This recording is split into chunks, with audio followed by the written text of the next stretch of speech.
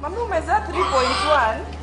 Every day, 17,000 children die before reaching their 5th birthday. Increasingly, these preventable deaths are occurring in city slums where overcrowding and poor sanitation exists. Life-saving healthcare may be only a stone throw away, but the poorest mothers and children cannot get the care they need.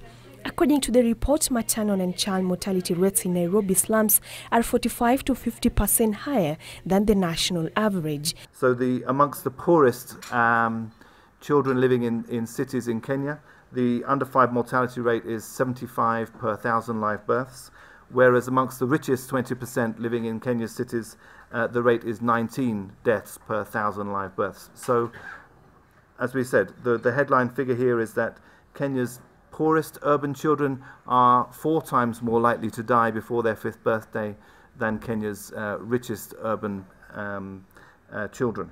Save the Children County Director Duncan Harvey says Kenya has made strides in maternal health care, but more needs to be done to curb child mortality.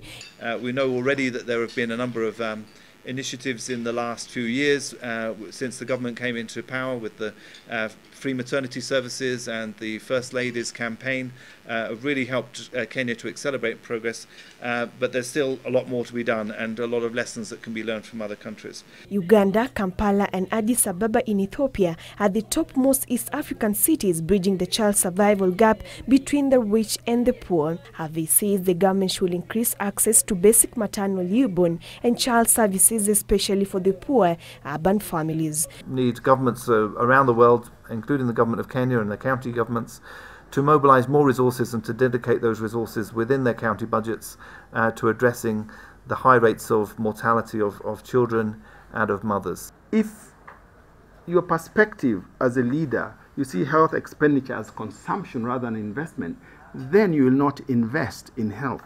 Brenda Kipuno reporting for Channel 1 News Hour.